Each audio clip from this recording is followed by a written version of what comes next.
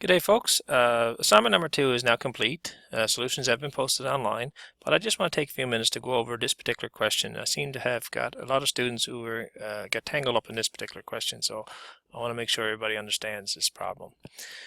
This is the question where we have two computer systems. Brand number 1 costs $4,000 now and will last throughout the 4 years of our program. Brand number 2 costs $2,500 now, but will also need an upgrade in 2 years from now, and that upgrade is going to cost us $1,700.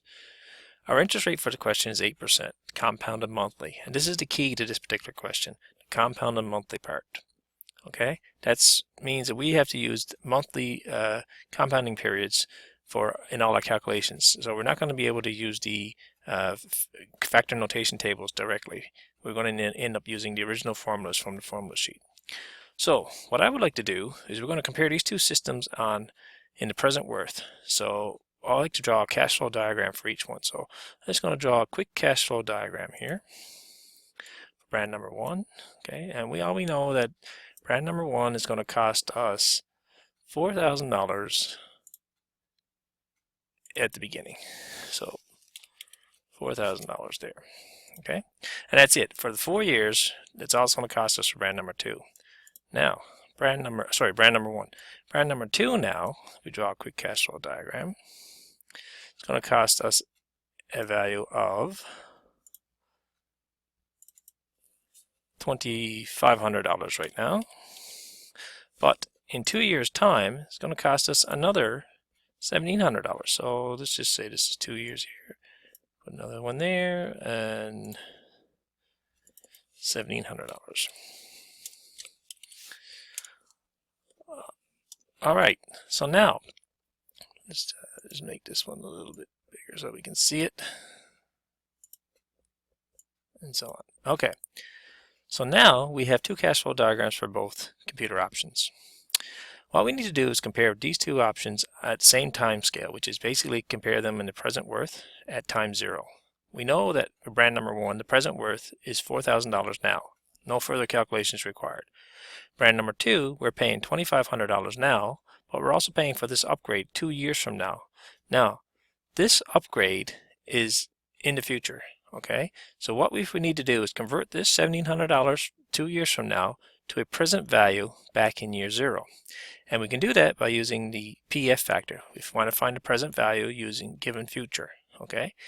So if you look back here at the solution, we're saying that the present value is F divided by 1 over 1 plus R over M to the M.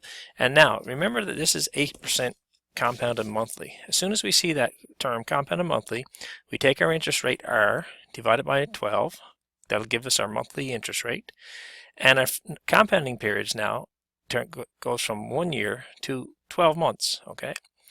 So our F in this particular example is $1,700. So F, $1,700 divided by 1 plus 8% divided by 12 to the 24. Why is it 24? Because this doesn't happen until 2 years from now. So in those 2 years, we have 24 compounding periods.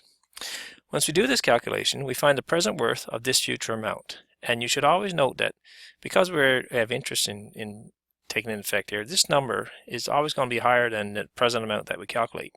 And in this calculation turns out to be $1,449.41. So $1,700 2 years from now, compounded monthly at 8%, is equal to $1,449.41 in present time. Okay. Then because we got $1,400 here at present worth, we have our $2,500 here at present time. We just simply add them up because they're on the same time scale. We can add them directly. The total present cost for brand number 2 is therefore $2,500 plus $1,449 for a value of $3,949. Now, $3,949 is the total present worth of brand number 2. $4,000 is the present worth of brand number 1.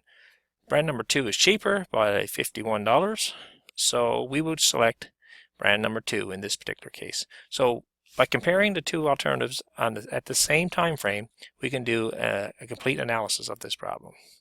All right, I hope that helps, and I'll be posting this video on D2L soon. Thank you.